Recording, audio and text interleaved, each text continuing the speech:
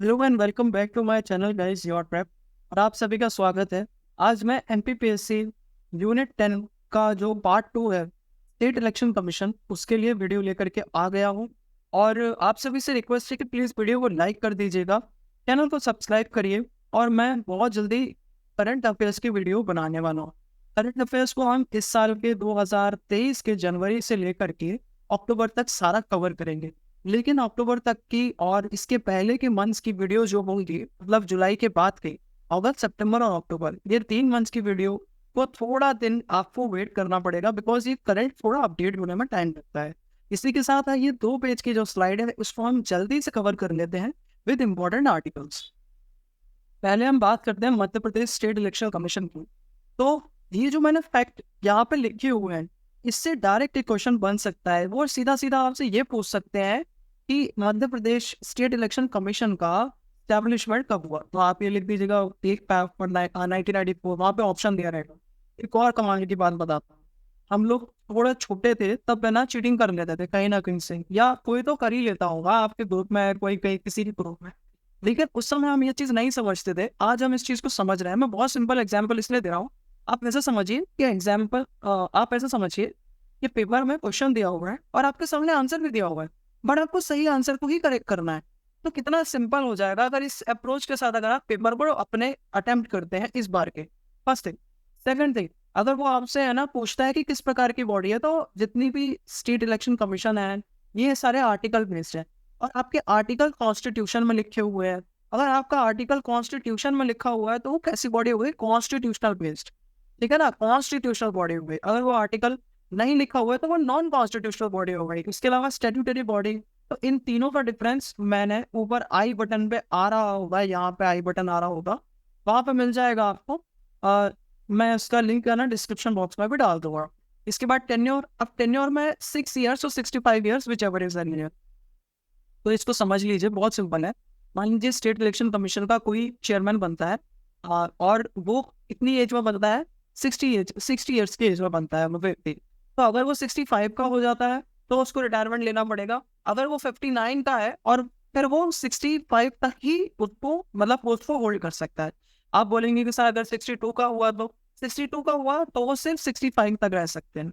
उसके बाद इनका अपॉइंटमेंट कौन करता है? इनका अपॉइंटमेंट गवर्नर साहब करते हैं। तो स्टेट के गवर्नर साहब करते हैं, और सेंट्रल के, अब तो है ना सुप्रीम कोर्ट ने कमेटी बनाई थी कि है ना सुप्रीम कोर्ट के है ना सीजीआई रहेंगे, लीडर ऑफ अपोजिशन रहेंगे, प्राइम मिनिस्टर साहब रहेंगे। लेकिन उनको जो कोर्ट में जिस चीज़ को है ना बनाया था, उसको एक ऑर्डिनेंस के थ्रू, और है ना शायद एक अभी अमेंडमेंट किया उन्होंने, उसके थ्रू है ना ये बदल दिया गया है। तो आप उसको पढ़ लीजिएगा। इलेक्शन कमीशन ऑफ इंडिया का इस बार जो तरीका होता है इलेक्शन कमिश्नर चुनने का, वो है ना बदल दिया गया है। उसमें है ना प्रधानमंत्री रहेंगे, शायद लीडर ऑफ अपोजिशन भी है। और उसके अलावा एक कमेटी रहेगी जो कि है ना जो पार्लियामेंट के द्वारा बनाई जाएगी, पार्लियामेंट्री कमेटी होगी। तो उसमें है ना सारे मेंबर्स पार्लियामेंट के ही हैं। उसके बारे में थोड़ा सा और पड़ेगा, वो मैं डिटेल आपको है ना क्या कहते हैं एक वीडियो में, छोटी वीडियो में, जब इसका एक समराइज फॉर्म में करेंगे तो उसमें समझा दूंगा। इसके जो फर्स्ट चेयरमैन साहब रहे हैं वो श्री एन बी लोहानी जी, माफ कीजिएगा नाम लेने में गलती होगी, श्री एन बी लोहानी जी। और करंट चेयरमैन है श्री वीपी सिंह। ये आपका हो गया। अब रिमूवल कैसे होता है? रिमूवल के बारे में थोड़ा सा ध्यान रखिएगा कि जैसे जजेस होते हैं हाई कोर्ट के, वो रिमूव किए जाते हैं ना, उसी बेसिस पे आपके जो है ना स्टेट इलेक्शन कमिश्नर है वो रिमूव किए जाते हैं। एक चीज और, जब आप है ना जजेस ऑफ हाई कोर्ट कर रहे हैं, तो जजेस ऑफ, अगर आप सुप्रीम कोर्ट का रिमूवल करेंगे देखेंगे, तो वहां पे इलेक्शन कमिश्नर ऑफ इंडिया आ जाएगा। तो this is the same way. इसके बाद हम इसकी नेक्स्ट स्लाइड पर जाते हैं, और यहाँ पे इंपॉर्टेंट आर्टिकल्स दिए हुए हैं कि कौन कौन से आर्टिकल रिलेटेड है। तो आर्टिकल 243 के पार्ट 9 जो पंचायत का है, और 243 ZA पार्ट 9 है जो म्युनिसिपल का है। आपको क्या करना है? आपको है ना इनका कॉन्स्टिट्यूशनल अमेंडमेंट एक्ट कौन सा है, ये CAA कॉन्स्टिट्यूशनल अमेंडमेंट एक्ट बताना है कि किस अमेंडमेंट एक्ट से ये दोनों आए।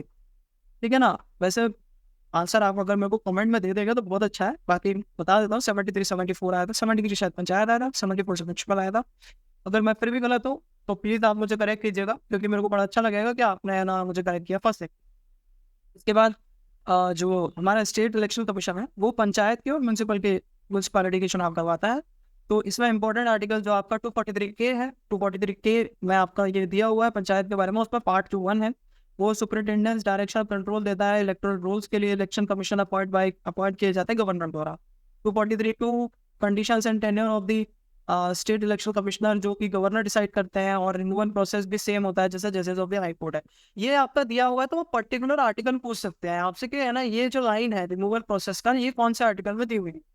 फिर 243 के का जो थर्ड है 3, उसमें है ना अपॉइंटमेंट ऑफ द स्टाफ, मतलब उनके है ना कितने मेंबर रहेंगे अपॉइंटमेंट स्टाफ में, और स्टाफ उसका ऑन द वो भी हो सकता है कि स्टाफ सेक्शन कैसा रहेगा। उसके बाद 243(4) में स्टेट लेजिस्लेचर में लॉज ऑन पंचायत इलेक्शन। तो यहाँ पे इलेक्शन के चुनाव जो होते हैं पंचायत के, उसके नियम जो बनाएगा स्टेट लेजिस्लेचर, उसके लिए है ना यहाँ पे कौन सा आर्टिकल है 243(4) वाला। उसके बाद हम म्यूनसिपैलिटीज की बात करेंगे 243(Z)।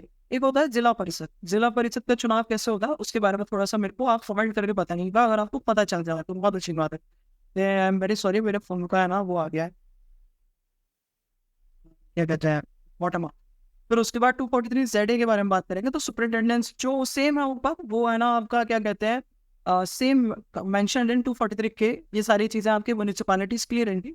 और इसमें एक और आर्टिकल है ZA, स्टेट लेजिस्लेचर कैसे लॉज बनाएगा आपके म्यूनिसिपल कॉर्पोरेशन के जो चुनाव होते हैं उनके लिए। और बस ये 2 स्लाइड है, इसको याद कर लीजिए और इसको ऐसा रट्टा मार लीजिए पूरे 10वें चैप्टर का। गारंटी 9 क्वेश्चन अगर आए, आपने एक भी क्वेश्चन गलत नहीं किया और चांसेस, अगर आप ये सेक्शन और साइंस एंड टेक का सेक्शन और कंप्यूटर का सेक्शन अगर आप कर लेते हो, 25 क्वेश्चन राउंड मान के चलिए, आप 24 मान लीजिए, 24 में से 24 आप करेक्ट तो करिए, गारंटी आपका एग्जाम निकल जाए। तो इसी शब्दों के साथ मैं यहाँ पे इस यूनिट को विराम देना चाहूँगा।